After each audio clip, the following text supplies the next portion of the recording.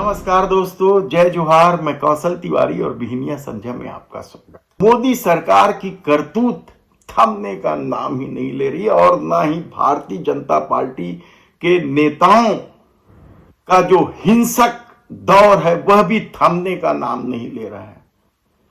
हिंसा का मतलब सिर्फ हथियार उठा लेना नहीं है, बल्कि शब्द बाण भी हिंसा की श्रेणी में आते हैं। और इस दौर में जिस तरीके से मोदी सरकार के खिलाफ आंदोलन करने वाले या सत्ता की करतूतों पर प्रहार करने वाले को भारतीय जनता पार्टी के नेताओं ने गरियाना शुरू किया है, वैसी राजनीति इस देश में पहले कभी नहीं हुई।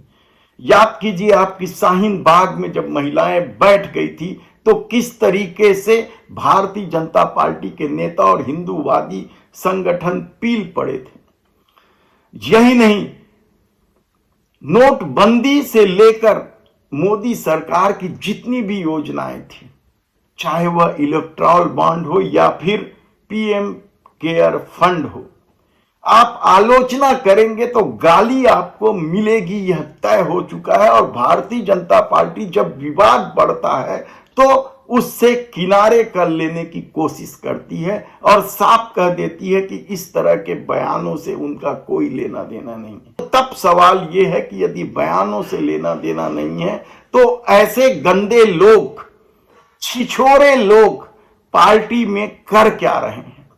क्यों उन्हें पार्टी बैठा के रखी है अपने सिर माथे पर? यह सवाल तो महिला पहलवानों के यौन शोषण के मामले में भी उठा था कि याद कीजिए आप किस तरीके से छिछोरे बृजभूषण शरण सिंह ने महिला पहलवान छोटी छोटी बच्चियों के छाती पर हाथ धरा था।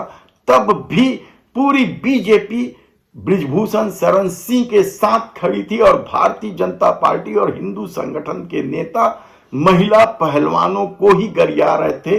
वे मामूली महिला पहलवान नहीं थे, वे देश का गौरव थे, देश की बेटियां थी। खुद प्रधानमंत्री नरेंद्र मोदी यह बात करते रहे कि वे महिला पहलवान देश की बेटियां।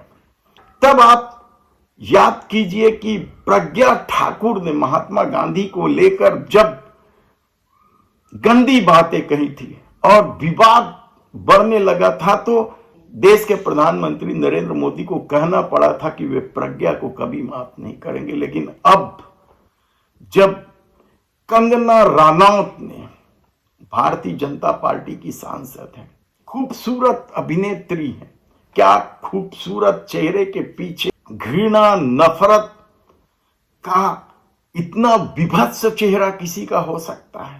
कंगना रनौत ने कल जिस तरीके से किसान आंदोलन को लेकर एक निजी चैनल को इंटरव्यू दिया, वह न केवल शर्मसार करने वाला है बल्कि समूची भारतीय जनता पार्टी को ही कटघरे में खड़ा करती है। हालांकि भारतीय जनता पार्टी ने कंगना के इस बयान पर बवाल मचने के बाद पार्टी के बयान से अलग रखा है, यानी साफ कह दिया है कि कंगना रनौत की बयान से पार्टी का कोई लेना देना नहीं है। लेकिन क्या इस गंदे और घटिया स्तर के बयान के लिए पार्टी कंगना रनौत को हटा पाएगी? नहीं हटा पाएगी, क्योंकि इस दौर में यदि आप फेहरिस्त देखेंगे, छत्तीसगढ़ में ही यौन शोषण के अपराधियों को टिकट दे दिया गया जिन पर आरोप लगे हैं। छत्तीसगढ़ में रायगढ़ सहित कई जगह पदाधिकारी बैठे हैं अपराध के तौर पर। तो क्या आने वाले दिनों में भारतीय जनता पार्टी इन सब से किनारा कर पाएगी? मुश्किल है, क्योंकि उन्हें लगता है कि ये धर्म रक्षक हैं, ये हिंदूवादी असली हैं, उनके कृत्यों पर ध्यान नहीं दिया जाता है। हमने पहले ही बार बार समझाया है कि कृष्ण भी हिंदू थे तो कंस भी हिंदू था, और जो जिस जगह पे होगा उसे उस तरह की सजा मिलेगी।